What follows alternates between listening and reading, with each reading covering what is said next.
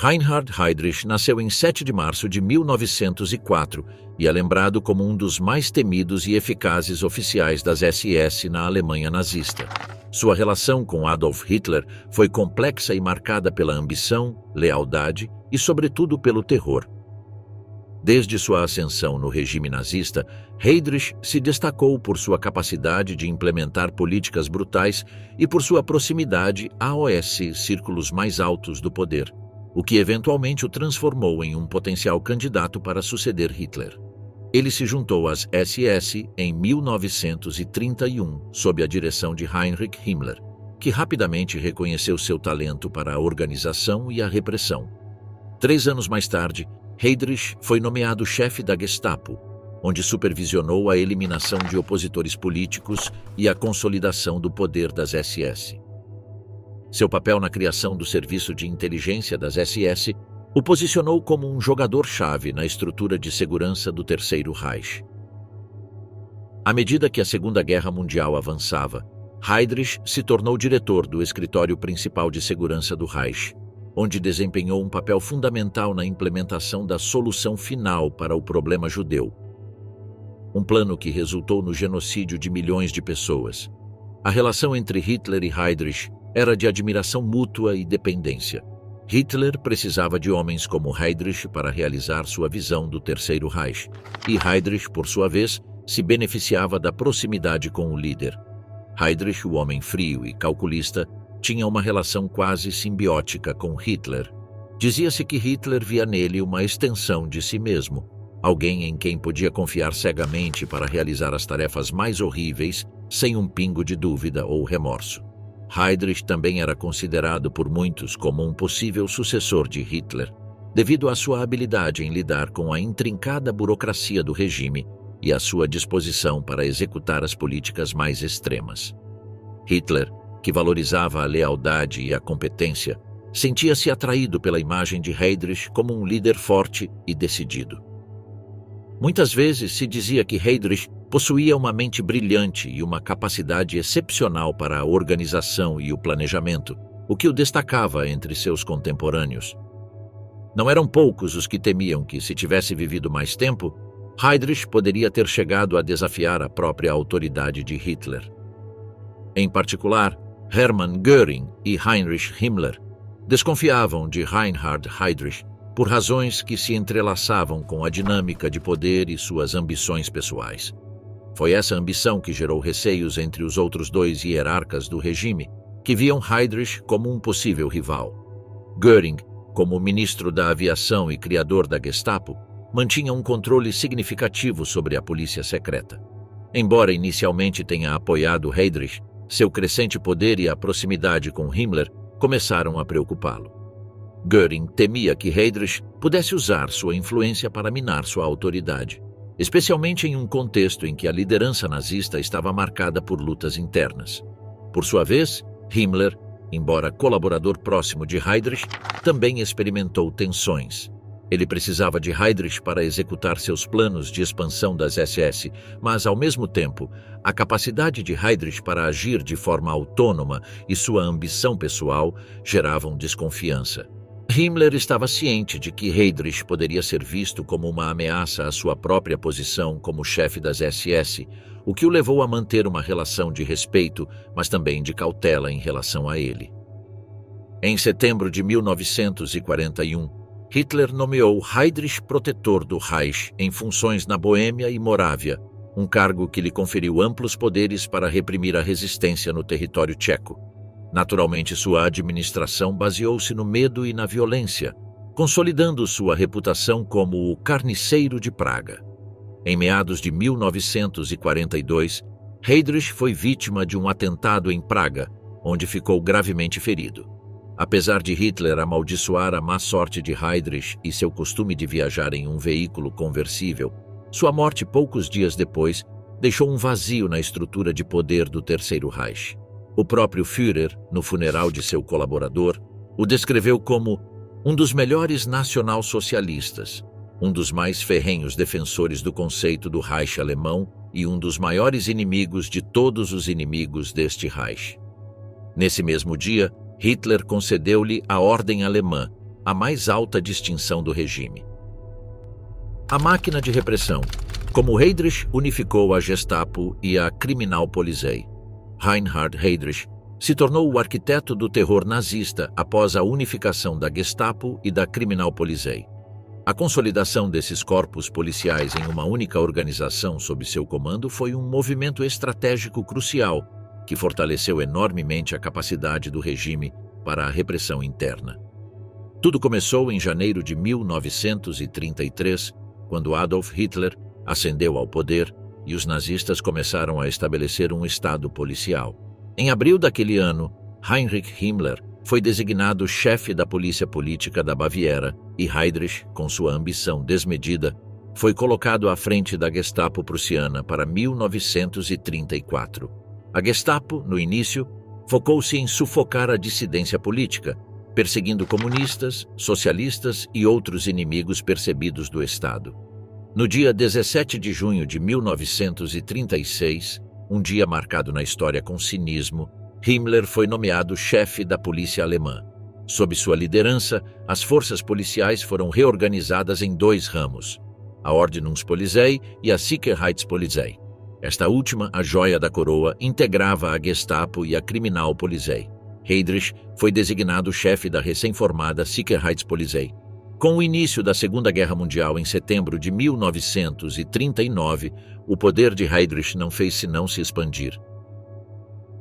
Ele foi nomeado chefe do escritório principal de segurança do Reich, o Reichssicherheitshauptamt, que abrangia a Sicherheitspolizei, o Sicherheitsdienst e outras agências de segurança. Este papel colocou Heydrich no centro das operações de segurança nazista, permitindo-lhe coordenar esforços tanto contra inimigos internos quanto externos. Heydrich visualizava o Reichssicherheitshauptamt como uma administração combativa, capaz de se adaptar rapidamente às circunstâncias mutáveis e executar suas políticas com brutal eficácia. A centralização do poder sob o Reichssicherheitshauptamt permitiu uma estrutura de comando unificada que facilitava a coordenação da coleta de inteligência, vigilância e operações de repressão em toda a Europa ocupada pelos nazistas. Heydrich supervisionou pessoalmente uma vasta rede de informantes e agentes, utilizando o SD para a coleta de inteligência, enquanto a Gestapo se encarregava da aplicação das leis. A Kriminalpolizei, sob seu comando, participava cada vez mais da repressão política. A organização dependia fortemente da vigilância e da inteligência.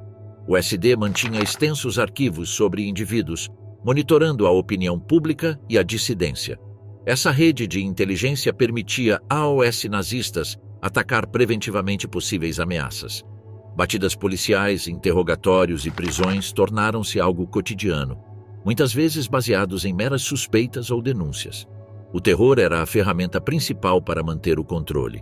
A Gestapo e a Sicherheitspolizei operavam com quase total impunidade, detendo pessoas sem julgamento sob o pretexto de custódia protetora.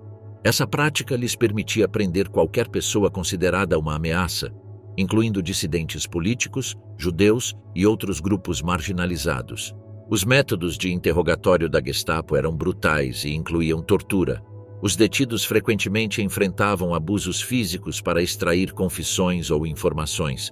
O uso do terror psicológico também era prevalente, pois as pessoas temiam não apenas por sua própria segurança, mas também pela de suas famílias. Para alcançar seus objetivos, Heydrich cercou-se de um seleto grupo de homens de confiança para executar as políticas de terror e repressão. Esses indivíduos foram fundamentais na unificação da Gestapo e da polícia criminal, assim como na implementação do Holocausto. Um deles foi Werner Best, que serviu como adjunto de Heydrich e mais tarde como chefe do Departamento de Polícia Política do Reichssicherheitshauptamt. Sua formação jurídica permitiu-lhe dar um ar de legitimidade às ações extrajudiciais da Gestapo, sempre com um sorriso sardônico. Mas Best não apenas formulou políticas sobre o tratamento dos judeus e dissidentes políticos, como também administrou territórios ocupados. Outro exemplo é o de Walter Schollenberger, o cérebro por trás da organização e administração da Gestapo, liderando o segundo departamento do Reichssicherheitshauptamt. Sua habilidade para a administração policial, ajudou a desenvolver métodos operacionais eficazes, particularmente em inteligência e vigilância.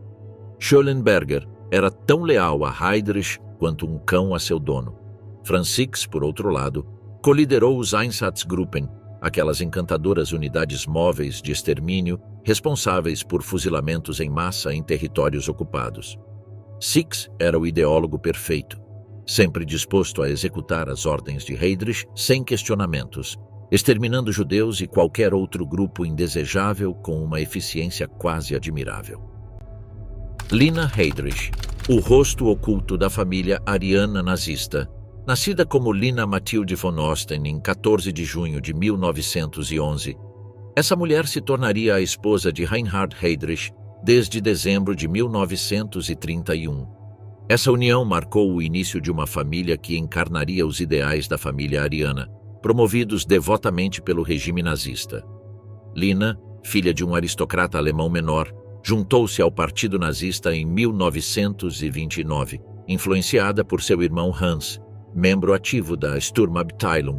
A família Heydrich começou sua vida juntos em Hamburgo, onde Lina incentivou Reinhard, depois de ter sido demitido da Marinha devido a um escândalo, a seguir uma carreira nas SS. Essa decisão foi fundamental, pois Reinhard rapidamente ascendeu na hierarquia e se tornou chefe do serviço de inteligência das SS, o Sicherheitsdienst. À medida que a carreira de Reinhard florescia, Lina assumiu o papel de dona de casa tradicional, administrando o lar e cuidando de seus filhos. As exigências do trabalho de Reinhard frequentemente o mantinham longe de casa, o que provocava tensões no casamento deles. Com todas as dificuldades, tiveram no total 4 filhos, cada um dos quais desempenhou um papel na narrativa familiar durante e após a guerra. Seu primeiro filho, Klaus, nasceu em 1933, seguido por Haider um ano depois. Apesar da educação rígida e da expectativa de grandeza, Klaus foi uma criança que mal teve a oportunidade de ser criança. A trágica morte do mais velho em um acidente de trânsito com apenas 10 anos afetou profundamente Lina, que reagiu com intensa dor e raiva, exigindo justiça contra o motorista envolvido. Por sua vez, Haider tornou-se o receptor de todas as expectativas frustradas. Cresceu em um ambiente de paranoia, onde cada movimento era vigiado, cada erro punido. Silke, nascida em 1939, foi a primeira filha do casal e tornou-se um motivo de orgulho para Reinhard, que era conhecido por mimá-la. Marty, o caçula, nasceu poucas semanas antes da morte de Reinhard, em 1942. As crianças foram criadas em um ambiente impregnado pela ideologia nazista, e Lina incutiu neles os valores de superioridade ariana e lealdade ao regime. Mas a vida nobre que apresentavam ao exterior era uma fachada. Atrás das portas, gestava-se um inferno privado. Dizia-se frequentemente que Lina, com sua rigidez e fervor, era ainda mais fanática que seu marido, incutindo em seus filhos não apenas os valores nazistas, mas também um desprezo absoluto por qualquer forma de fraqueza ou dissidência. O papel de Lina como mãe estava entrelaçado com as ambições políticas de seu marido. Ela cuidava da casa em sua propriedade em Jungfernbrechen, onde a família viveu até o final da Segunda Guerra Mundial.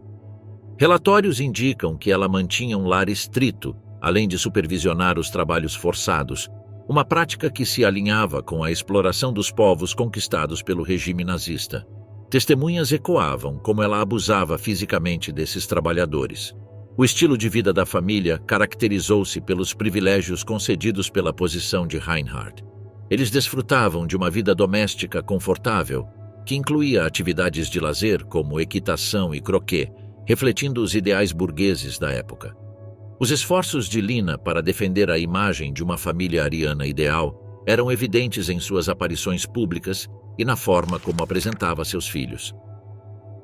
Ela frequentemente enfatizava sua linhagem ariana e a importância de seus papéis no Estado nazista. Mas Lina enfrentou os desafios da viuvez em um cenário político que mudava rapidamente. Permaneceu na Tchecoslováquia por um tempo, administrando a propriedade e seus filhos sob o olhar atento de Heinrich Himmler, que assumiu um papel protetor sobre ela. Após a guerra, quando a família Heydrich fugiu do avanço das forças soviéticas, finalmente retornaram a Fehmarn, onde Lina tentou reconstruir suas vidas. Nos anos seguintes, Lina procurou defender o legado de seu marido e publicou uma memória em 1976, intitulada Viver com um Criminoso de Guerra. Nesta obra, retratou Reinhard como um devoto homem de família, uma vítima das circunstâncias mais do que um perpetrador de horrores, afastando-o das atrocidades cometidas durante o Holocausto.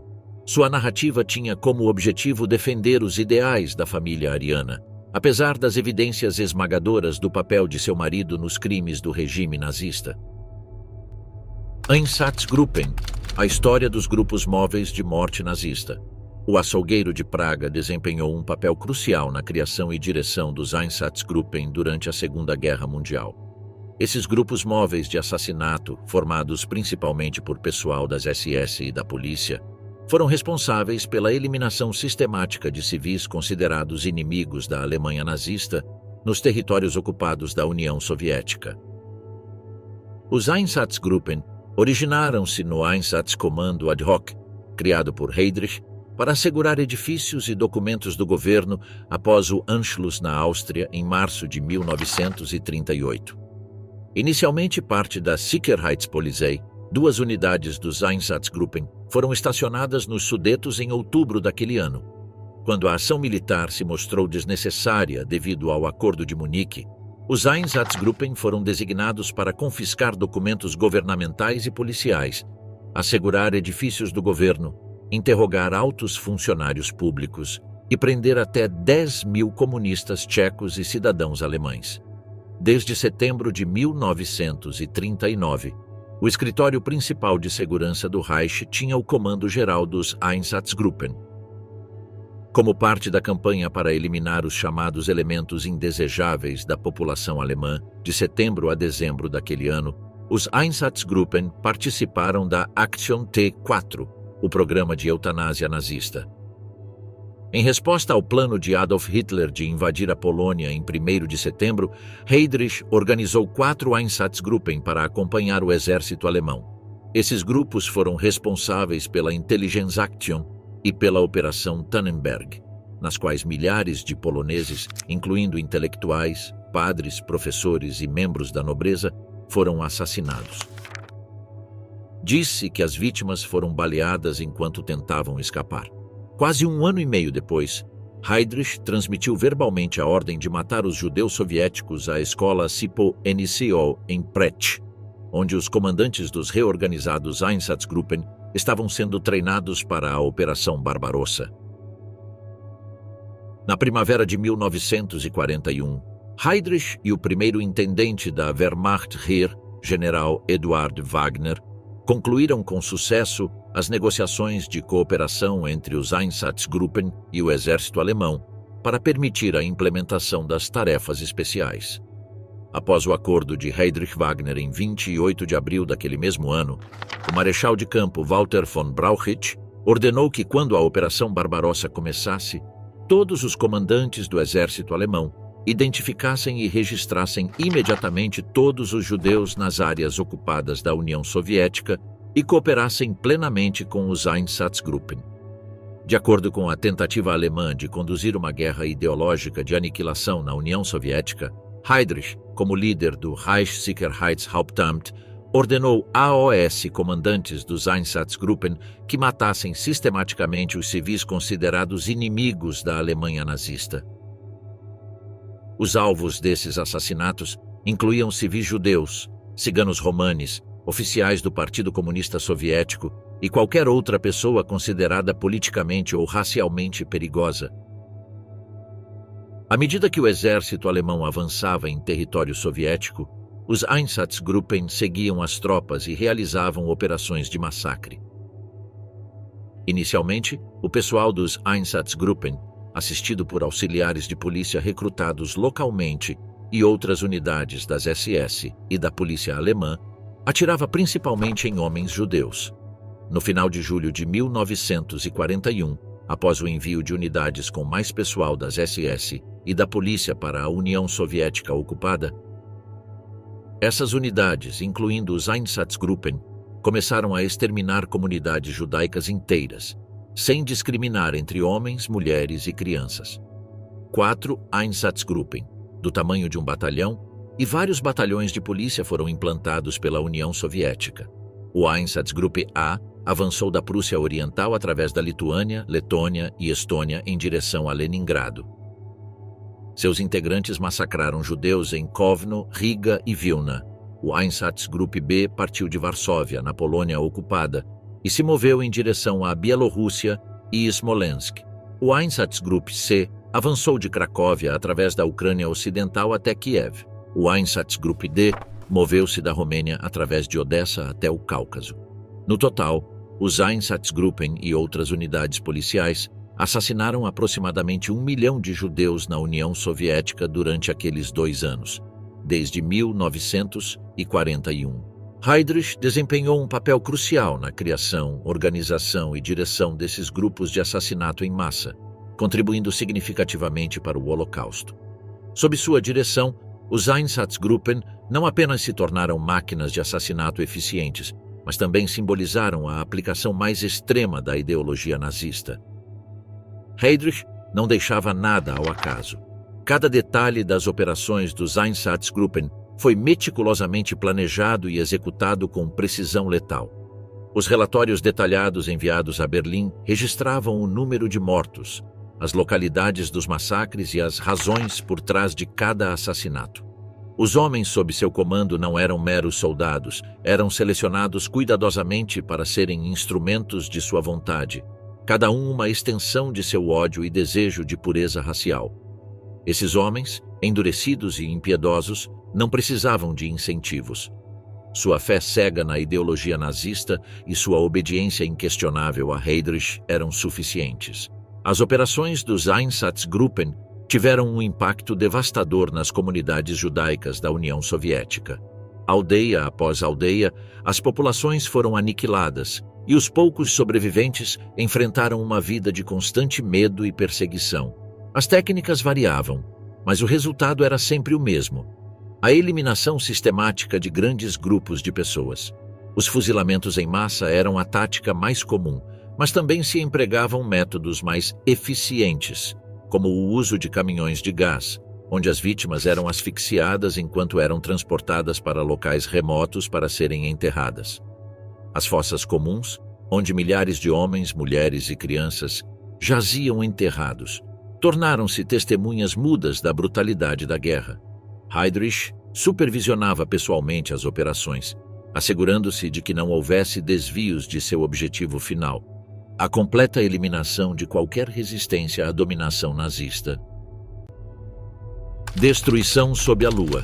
Como um telegrama desencadeou a Kristallnacht. Na noite de 9 de novembro de 1938, um espetáculo degradante se desenrolou sob a luz da lua, orquestrado pelos altíssimos funcionários do Partido Nazista.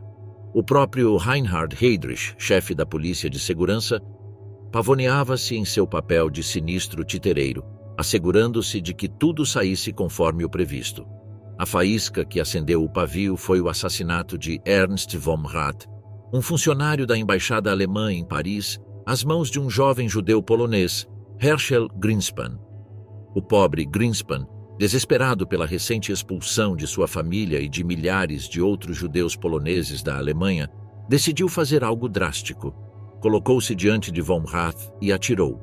Diante dessa situação, Joseph Goebbels, o mestre da propaganda, não perdeu tempo em atiçar as chamas do ódio com um discurso que era mais veneno do que palavras. Com uma retórica incendiária, preparou o terreno para o que estava por vir. As SA e a juventude hitlerista, sempre dispostos a uma boa sessão de vandalismo, entraram em ação. Vestidos à paisana, claro, para que parecesse uma revolta popular espontânea. À 1h20 da madrugada do dia 10 de novembro, Heydrich enviou um telegrama. As instruções do documento eram claras.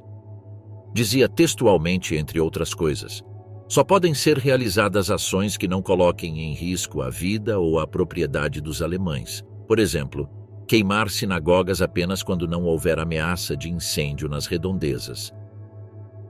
Os armazéns e residências dos judeus só podem ser destruídos, mas não saqueados. A polícia tem instruções de supervisionar o cumprimento desta ordem e prender os saqueadores. Nas ruas comerciais, deve-se ter especial cuidado para que os estabelecimentos não-judeus estejam completamente protegidos contra danos. Os cidadãos estrangeiros, mesmo que judeus, não podem ser molestados. Assim que o curso dos acontecimentos desta noite permitir que os agentes de polícia destacados sejam utilizados para este fim, devem ser presos em todos os distritos, tanto judeus quanto possível, especialmente os judeus ricos, que possam ser alojados nos centros de detenção existentes. Por enquanto, só devem ser presos judeus do sexo masculino e saudáveis, cuja idade não seja muito avançada. Imediatamente após as prisões, os campos de concentração apropriados devem ser contatados para que os judeus sejam colocados nos campos o mais rápido possível. Deve-se ter especial cuidado para que os judeus presos com base nesta instrução não sejam maltratados. Assinado Reinhard Heydrich, general de divisão das SS, chefe da polícia de segurança nazista. Tudo tinha que ser feito com a precisão de um relojoeiro suíço, a eficiência germânica a serviço do ódio. E claro, que recuperassem os arquivos das comunidades judaicas antes de destruir as sinagogas. Porque mesmo em meio ao caos, a burocracia deve continuar. As ruas encheram-se de vidros quebrados, dando origem ao nome Noite dos Cristais Quebrados. Cerca de 1.400 templos arderam naquela noite, enquanto os negócios judeus eram destroçados com uma eficiência que teria envergonhado um saqueador viking. Mas não se tratava apenas de quebrar coisas. Os judeus foram espancados, humilhados e assassinados. Cerca de 30.000 foram presos e enviados para campos de concentração. O regime nazista tentou vender a Kristallnacht como uma reação espontânea do povo alemão à morte de von Rath, como se milhões de pessoas tivessem acordado naquela manhã pensando: hoje é um bom dia para um pogrom. Mas a preparação e coordenação por trás dos ataques mostraram o contrário. Uma operação tão meticulosa só podia ser orquestrada por um governo que havia declarado o povo judeu como seu inimigo. O governo impôs uma multa de 1 milhão de marcos à comunidade judaica para cobrir os danos causados. Sim, os próprios judeus que haviam sido atacados e cujas propriedades haviam sido destruídas agora tinham que pagar por isso. Este evento marcou uma mudança na política do regime nazista. Até então, as medidas antissemitas haviam sido mais sutis, focadas na exclusão econômica e social. Mas a Kristallnacht foi um salto para a violência física e a perseguição aberta. A comunidade judaica estava devastada. Muitos procuraram desesperadamente formas de escapar da Alemanha, embora as portas do mundo se fechassem rapidamente em suas caras. Os campos de refugiados ficaram lotados, mas não havia espaço suficiente para todos. O mundo observava, alguns com horror, outros com indiferença e alguns poucos com aprovação silenciosa. O pogrom não apenas devastou as comunidades judaicas, mas também impactou a percepção internacional do regime nazista. Embora houvesse condenações limitadas de governos estrangeiros, a brutalidade da Kristallnacht fez com que alguns reconsiderassem sua relação com a Alemanha. No entanto, a falta de uma resposta significativa por parte das potências ocidentais foi um sinal verde para que os nazistas continuassem com suas políticas antissemitas. A passividade de muitos cidadãos alemães também foi notada. Muitos viam os ataques como uma manifestação de um sentimento popular. Da cooperação internacional ao terror nazista, a Interpol convertida em instrumento do Terceiro Reich. Desde sua fundação em 1923, a Comissão Internacional de Polícia Criminal, conhecida como a ICPC, foi criada com o nobre objetivo de facilitar a cooperação internacional em policiamento, focando-se principalmente na luta contra o crime transnacional. Mas, com a ascensão da Alemanha nazista, a missão e as operações da organização mudaram drasticamente. Após o Anschluss em 1938, quando a Áustria foi anexada pela Alemanha nazista, a ICPC passou a estar sob controle nazista direto. A sede da organização foi transferida para Berlim e sua liderança foi substituída por altos funcionários das SS. Reinhard Heydrich foi nomeado presidente da organização em 24 de agosto de 1940. Antes dele, a ICPC também foi liderada por um membro do Partido Nacional Socialista, Otto Steinhäusl. Sob sua liderança, a organização transformou-se em uma ferramenta de propaganda e repressão nazista, focando-se nas prioridades do regime em vez de sua missão original de cooperação policial internacional.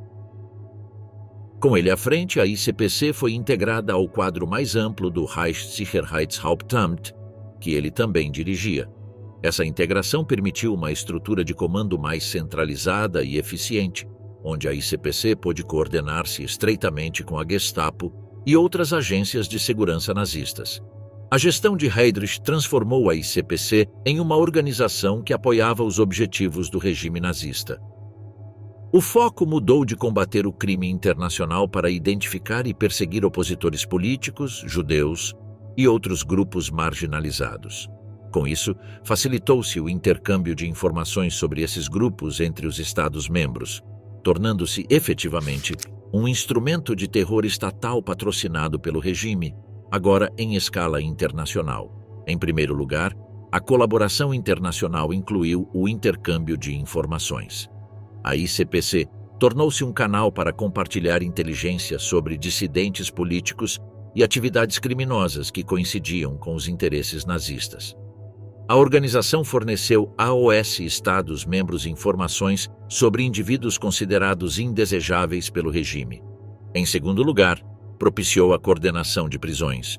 A ICPC coordenou com a Gestapo e outras forças policiais para executar prisões e deportações. Essa colaboração foi particularmente evidente na sistemática perseguição de judeus por toda a Europa, onde os bancos de dados da organização foram utilizados para identificar e localizar alvos. Em terceiro lugar, e o mais importante para os objetivos do Terceiro Reich, foram as operações internacionais. Completamente alinhada com a administração de Hitler, a ICPC facilitou a extradição de dissidentes políticos e criminosos para a Alemanha nazista. Isso incluía a prisão de indivíduos em países neutros que se opunham ao regime, muitas vezes resultando em sua deportação e perseguição. Durante a guerra, suas atividades diminuíram à medida que muitos países membros retiraram seu apoio, devido ao alinhamento da organização com as políticas nazistas. O foco na repressão política eclipsou os objetivos originais de cooperação internacional contra o crime.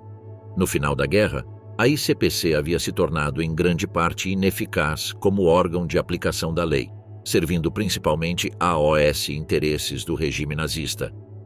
A liderança de Heydrich e a participação de altos funcionários das SS, como Arthur Nebe e Ernst Kaltenbrunner, que o sucederam na liderança do espaço multilateral, consolidaram ainda mais o papel da organização no aparato de segurança nazista. Esses indivíduos foram responsáveis por implementar políticas que facilitaram o Holocausto e a perseguição de opositores políticos. Seu controle sobre a ICPC garantiu que operasse como uma extensão das SS em vez de uma organização policial independente. Após a Segunda Guerra Mundial, a ICPC foi restabelecida como a Organização Internacional de Polícia Criminal Interpol, com um foco renovado na cooperação internacional e na luta contra o crime. No entanto, o legado de suas atividades durante a guerra continuou a afetar sua reputação e operações por vários anos. Invasão da Checoslováquia, repressão cultural e terror nazista. As raízes da ocupação nazista da Checoslováquia remontam ao Acordo de Munique de setembro de 1938, onde Grã-Bretanha, França, Alemanha e Itália concordaram em ceder os Sudetos, uma região fronteiriça da Checoslováquia com uma significativa população alemã, à Alemanha nazista. Essa concessão foi feita sob o pretexto de evitar uma guerra, mas apenas serviu para encorajar Hitler e enfraquecer as defesas checas. O Sudetenland foi oficialmente anexado em 1º de outubro de 1938, desmantelando as fortificações fronteiriças da Checoslováquia e deixando o país vulnerável. Em 15 de março de 1939, Hitler violou o Acordo de Munique ao invadir as partes restantes da Checoslováquia, especificamente as províncias checas da Boêmia e Morávia. A invasão foi rápida e encontrou pouca resistência, já que o governo checo já havia sido desestabilizado pelas concessões anteriores. Esse território foi considerado estratégico para o esforço de guerra alemão, sendo confiada sua administração a líderes nazistas que implementaram políticas de repressão e germanização. Após a invasão, Hitler declarou o estabelecimento do Protetorado da Boêmia e Morávia, com a administração alemã exercendo controle direto sobre a região. O protetorado foi estabelecido como um estado fantoche, que aparentemente mantinha uma aparência de governo local. Emil Hácha, o último presidente da Checoslováquia, foi coagido a assinar a perda de independência do país durante uma reunião com Hitler em Berlim. Foi nomeado como o chefe de Estado nominal, com o título de presidente do Estado, mas seus poderes eram severamente limitados. A verdadeira autoridade estava nas mãos do protetor do Reich, que atuava como representante de Hitler. Inicialmente, Konstantin von Neurath serviu como protetor do Reich, mas em setembro de 1941 foi substituído por Reinhard Heydrich. Sob a liderança de Heydrich, o protetorado tornou-se um local de repressão e perseguição intensas, especialmente contra os judeus e dissidentes políticos. Desde o início de seu mandato, ele tomou medidas drásticas para eliminar qualquer forma de expressão cultural que pudesse desafiar a ideologia nazista. Todas as organizações culturais e esportivas checas foram proibidas e as atividades de instituições educacionais e artísticas foram suprimidas. O objetivo era despojar a população checa de sua identidade cultural e promover uma cultura alemã que se alinhasse com os valores do Terceiro Reich. A repressão cultural incluiu a censura da imprensa e da literatura, onde qualquer conteúdo considerado subversivo ou que promovesse o nacionalismo checo foi rigorosamente controlado. As bibliotecas foram revistadas e muitos livros foram destruídos ou proibidos. Essa política de censura estendeu-se aos meios de comunicação, onde impôs-se uma narrativa que glorificava a Alemanha e demonizava os checos e outras nacionalidades. Sua administração foi caracterizada por métodos implacáveis. A repressão política focou-se em diferentes visões opositoras, especialmente comunistas e nacionalistas. A Gestapo, sob seu comando, realizou uma vigilância extensiva, prisões e execuções daqueles considerados ameaças ao regime nazista. A população judaica no Protetorado da Boêmia e Morávia foi especialmente afetada pelas políticas de Heydrich. Suas políticas não se limitaram à repressão física, mas também incluíram um esforço sistemático para despojar os judeus de seus direitos e propriedades. Leis foram implementadas para restringir sua participação na vida econômica e social, levando à ruína de muitas famílias judias. Em outubro e novembro de 1941, foram realizados julgamentos sumários em tribunais especiais que resultaram na condenação à morte de 342 pessoas, enquanto milhares mais foram presas e entregues à Gestapo. Em novembro do mesmo ano, Heydrich ordenou o estabelecimento do gueto de Theresienstadt, que serviu como um campo de trânsito para os judeus que eram deportados para campos de extermínio. Theresienstadt, sob sua administração, tornou-se uma fachada propagandística para enganar o mundo sobre o verdadeiro destino dos judeus deportados. Enquanto os trens levavam milhares à morte, o regime nazista apresentava Theresienstadt como um assentamento modelo. Em 1930, havia aproximadamente 118 mil judeus na região, mas a maioria foi deportada para campos de extermínio. Não satisfeito com a repressão política e a perseguição dos judeus, Heydrich também buscava controlar a vida cotidiana dos checos. Ofereceu incentivos econômicos aos trabalhadores checos para fomentar sua colaboração com o regime nazista, como salários equivalentes aos dos alemães. No entanto, isso não significou uma melhoria em suas condições de vida, pois a maioria das políticas estava desenhada para beneficiar a Alemanha nazista e seu esforço de guerra. A repressão estendeu-se a todas as esferas da vida social. Heydrich não deixou nenhum aspecto sem supervisão. Sua administração estava obcecada com o controle total, utilizando tanto o medo quanto a manipulação para manter a subordinação da população. A aparente normalidade da vida cotidiana ocultava uma máquina de opressão que monitorava e punia qualquer desvio da linha nazista. Apesar do ambiente opressivo, surgiram movimentos de resistência na Checoslováquia. Diversos grupos, incluindo o Partido Comunista e organizações nacionalistas, realizaram atos de sabotagem e subversão. O terror decretado. Como Heydrich usou os decretos de noite e névoa. Heydrich desempenhou um papel crucial na implementação dos decretos de noite e névoa, aquela política nazista desenhada para eliminar qualquer alma que ousasse opor-se ao regime nos territórios ocupados durante a Segunda Guerra Mundial. Os nazistas e seu amor por decretos, estes em particular assinados por Adolf Hitler em dezembro de 1941, deram a Heydrich, como chefe do escritório principal de segurança do Reich, um poder quase ilimitado para lidar com a resistência. Tudo começou quando, no verão de 1941, uma grande quantidade de tropas alemãs decidiu que a ocupação da França já não era suficientemente emocionante e partiram para invadir a União Soviética. Essa mudança militar repentina causou uma explosão de atividade de resistência comunista em toda a Europa ocupada, incluindo, claro, a França. Em consequência, os valentes soldados da resistência intensificaram seus esforços, dirigidos principalmente contra as unidades de ocupação, e os atos de sabotagem tornaram-se a atividade favorita de muitos.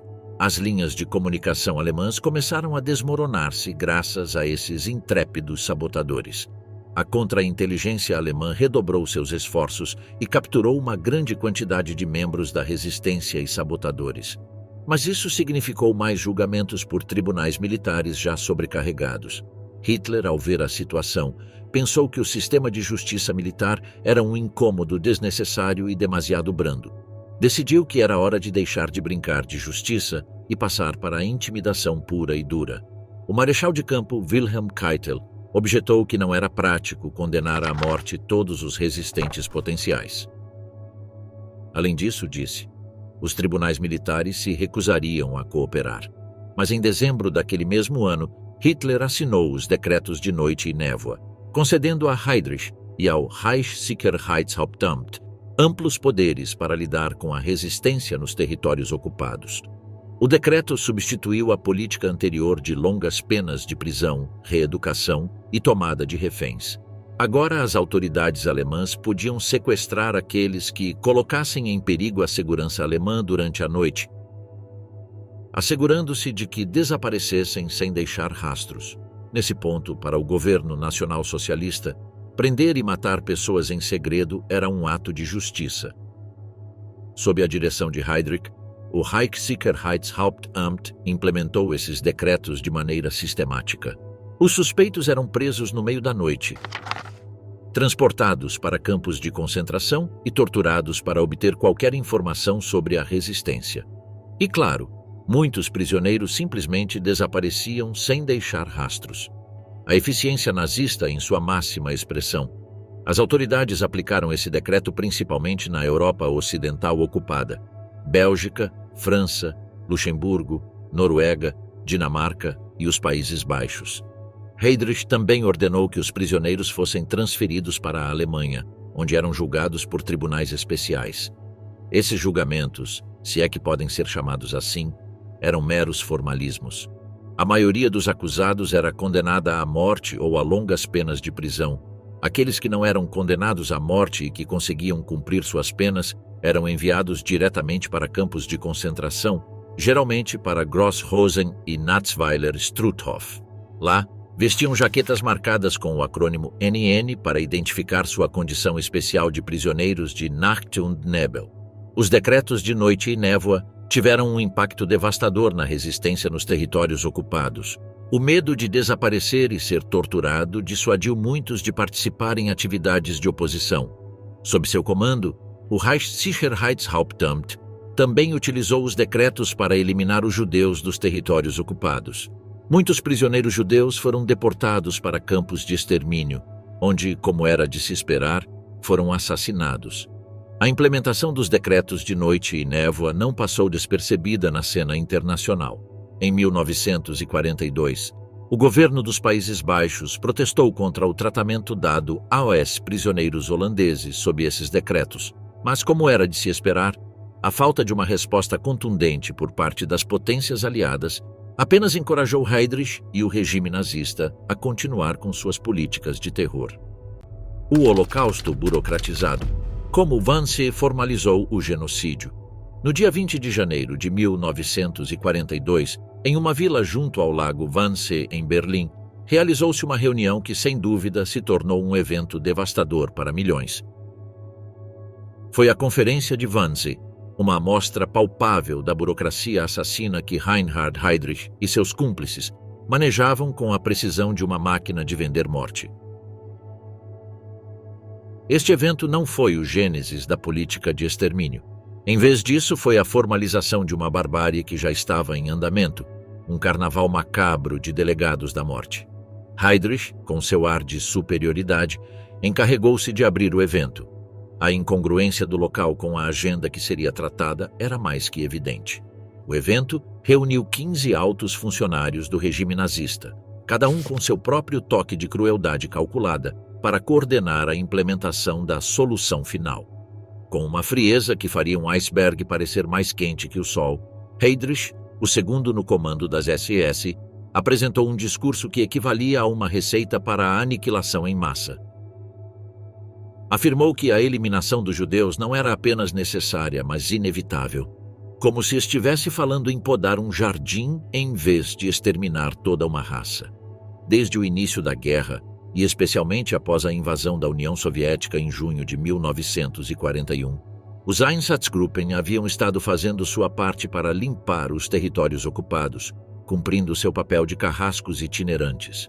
Os relatórios já falavam de centenas de milhares de judeus assassinados, o que fez com que a necessidade de uma solução mais eficiente e estruturada se tornasse mais clara do que nunca. A guerra estava em pleno andamento, e o regime nazista precisava consolidar seu controle sobre a Europa enquanto estendia sua fantasia de pureza racial. Durante a conferência, discutiu-se minuciosamente quem seria o alvo da solução final. Os participantes discutiram as categorias de judeus que seriam exterminados, estabelecendo critérios para seu tratamento. Falou-se de ascendência judaica mista e como essas pessoas seriam categorizadas como indesejáveis. A burocracia do genocídio estava em pleno funcionamento. A linguagem era deliberadamente eufemística. Os judeus não seriam assassinados, seriam evacuados para o leste, onde, em vez de serem utilizados como mão de obra ou reformados, terminariam em campos de extermínio. Os métodos discutidos eram ainda mais inquietantes. Heydrich mencionou o uso de um instrumento pouco conhecido até então, as câmaras de gás. Tratava-se de uma técnica que ainda não havia sido implementada em grande escala. Entre os presentes estavam figuras-chave como Adolf Eichmann, o mestre da logística das deportações, Heinrich Müller, chefe da Gestapo, e outros altos funcionários de diversas agências. Cada um deles recebeu instruções precisas sobre seu papel na execução da solução final, garantindo que todos os departamentos do governo estivessem perfeitamente sincronizados nesse esforço de extermínio. Heydrich, ao reunir esses funcionários, assegurou-se de que a solução final não fosse apenas um ato massivo de brutalidade desorganizada, mas uma operação meticulosamente planejada e executada.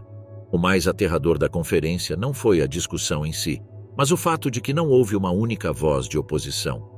A falta de objeções mostrou uma aceitação geral da ideologia antissemita e uma desumanização profunda.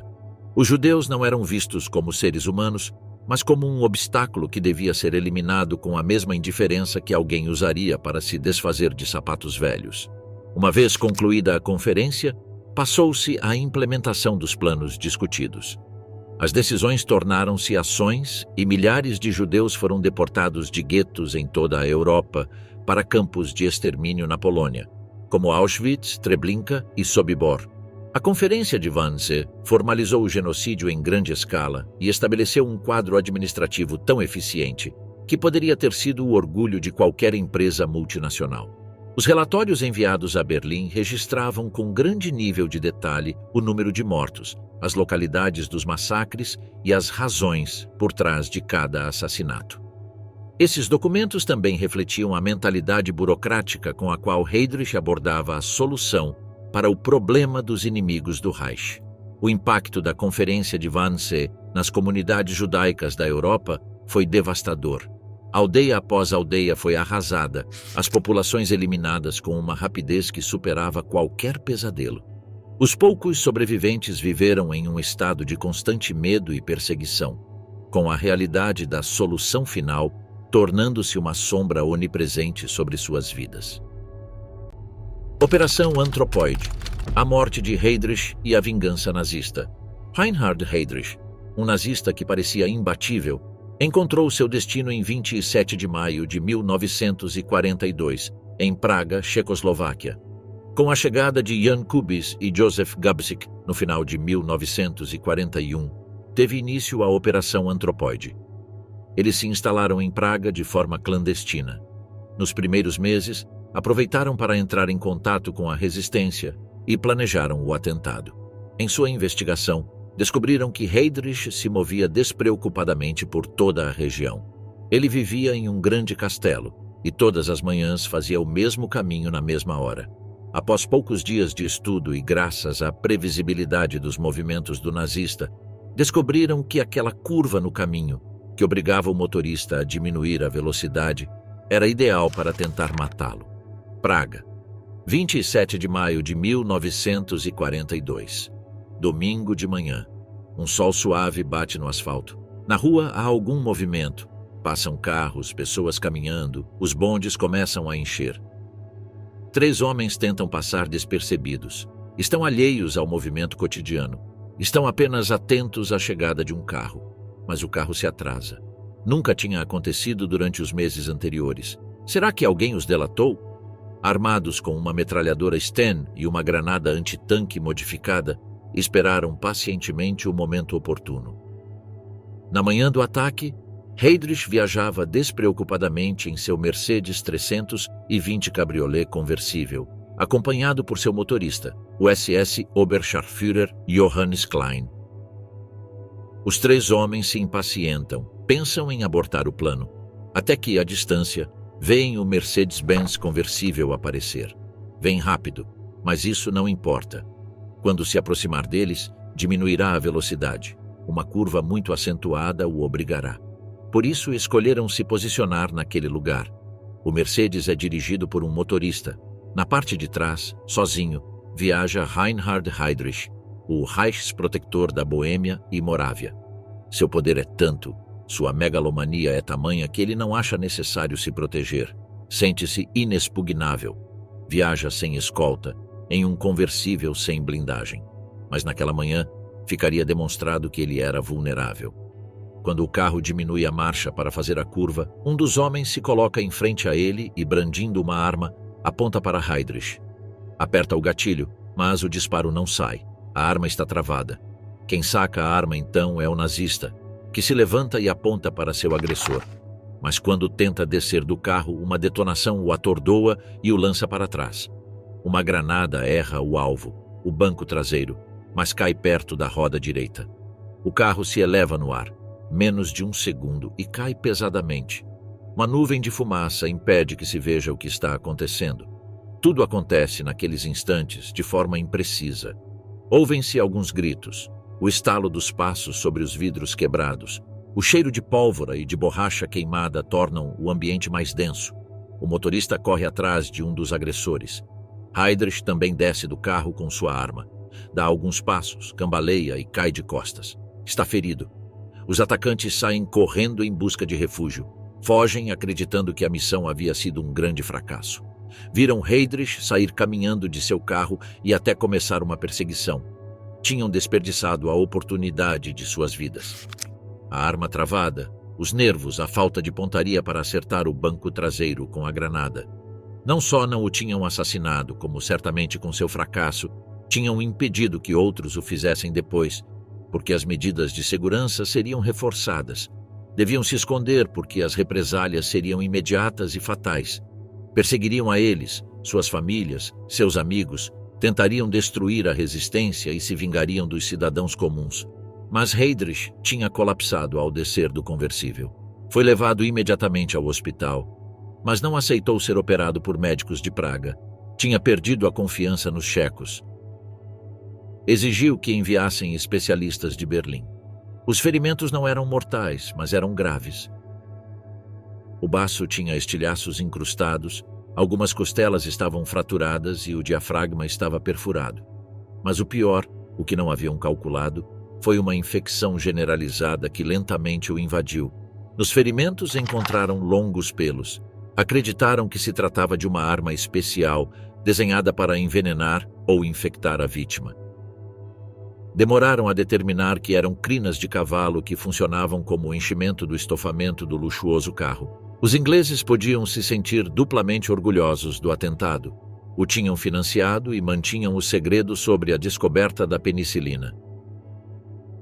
Em 4 de junho de 1942, Reinhard Heydrich morreu em um hospital de Praga. 5 dias depois, seu funeral foi realizado em Berlim. Foi um ato de Estado. Todos os hierarcas nazistas estavam presentes. O último orador foi o próprio Hitler. Ele parecia muito comovido. Simultaneamente, naquela Praga sob domínio nazista, o clima não era de luto, mas de vingança. As buscas eram casa por casa. Ofereceu-se uma enorme recompensa para quem fornecesse informações sobre os responsáveis. Mais de 70 pessoas foram assassinadas como represália nesses primeiros dias. Os alemães tinham que equilibrar uma linha tênue. Por um lado, queriam dar um exemplo, instalar mais medo na população e saciar sua sede de vingança. E por outro, não queriam que o clima de bem-estar e aceitação que reinava até então em grande parte da sociedade checa se evaporasse. O rádio transmitia uma proclamação várias vezes por hora. Em 27 de maio de 1942, um atentado contra o Reichsprotektor Heydrich foi cometido em Praga. Para a prisão dos culpados, foi prevista uma recompensa de 10 milhões de coroas. Qualquer pessoa que abrigar esses criminosos, fornecer-lhes ajuda ou, conhecendo-os, não os denunciar, será fuzilada junto com toda a sua família. O comunicado continuava instaurando o estado de sítio, proibindo qualquer reunião pública ou privada e reiterando que qualquer pessoa que violasse essas disposições seria fuzilada imediatamente. Mas a vingança dos alemães não terminou com essas 70 mortes. Liquidaram um vilarejo inteiro, lhe disse. Mataram todos os seus homens, mulheres e crianças. Também não pararam por aí. A próxima vítima foi o vilarejo de Ležáky. Todos os homens do vilarejo foram fuzilados e as mulheres e crianças enviadas para campos de concentração. No total, nessas primeiras semanas, houve mais de 1.300 mortos decorrentes do atentado contra Heydrich. Os responsáveis continuavam sem ser encontrados. Esses assassinatos, essa vingança quase crônica, pretendia instalar o medo, provocar deserções e delações. Conseguiram. Karel Kurda, que havia participado do apoio à operação e sabia onde estavam escondidos aqueles que perpetraram o atentado, os denunciou. Segundo ele, queria apenas que a matança parasse, que não morresse mais gente. Muitos sustentam que ele fez isso apenas pela recompensa. No dia em que se apresentou às autoridades, Kurda não teve um bom dia. Foi submetido a um intenso interrogatório. Foi torturado, espancado e ameaçado de morte. Queriam ter certeza de que ele não estava mentindo, de que não escondia nenhuma informação. Na madrugada de 18 de junho, mais de 700 homens das SS cercaram uma igreja nos arredores da cidade. Houve gritos, pedidos de rendição e alguns tiros como ameaça. Mas, quando os soldados alemães tentaram entrar para prender os checos, foram recebidos com uma rajada de tiros. Foi um combate terrível e desigual, 700 contra 7. Após 8 horas de combate, 21 soldados nazistas estavam mortos e outros tantos gravemente feridos. Dos que estavam dentro, pouco se sabia. Apenas que continuavam resistindo, enquanto aproveitavam o fato de que a igreja não era fácil de abordar. O ataque se intensificou. De repente, os atacantes perceberam que seus tiros já não eram respondidos. Impôs-se um longo silêncio. A espera durou mais de meia hora. até que alguns se atreveram a entrar. Na nave central da igreja encontraram 2 corpos sem vida e um terceiro que estava sangrando até a morte. Procuraram, mas não encontraram mais ninguém. Era impossível acreditar que aqueles 3 haviam lhes dado tanto trabalho. Era impossível que assim fosse. Até que um soldado descobriu uma cripta e uma placa de mármore que se movia. Assim que enfiou a cabeça por aquele pequeno buraco, um tiro se cravou em sua testa. Ainda restavam 4 vivos, e eles pretendiam resistir. O acesso era limitado, e cada soldado que conseguia descer era abatido. Foi preciso pensar em outra tática. Alguém acreditou que o melhor era explodir parte do mármore que cobria a cripta para ampliar o acesso. Após a detonação, mais uma vez, o silêncio. Mas quando tentaram descer novamente, foram repelidos. Os alemães tentaram inundar o reduto, mas também não conseguiram fazê-lo sair.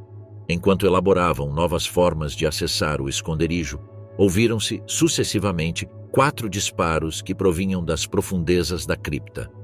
Secos e consecutivos. Depois, não houve mais sons por um longo tempo. Os checos haviam ficado sem balas. Utilizaram as últimas 4 para se suicidar e não cair vivos nas mãos dos nazistas. Karel Kurda recebeu a recompensa. Foi uma pequena fortuna, mas não a desfrutou por muito tempo. Em 1946, após a guerra, foi fuzilado depois de ser considerado culpado pelo crime de traição. Quase como se fosse um chefe de Estado, Reinhard Heydrich recebeu uma cerimônia espetacular em sua homenagem, tal como ordenou Adolf Hitler.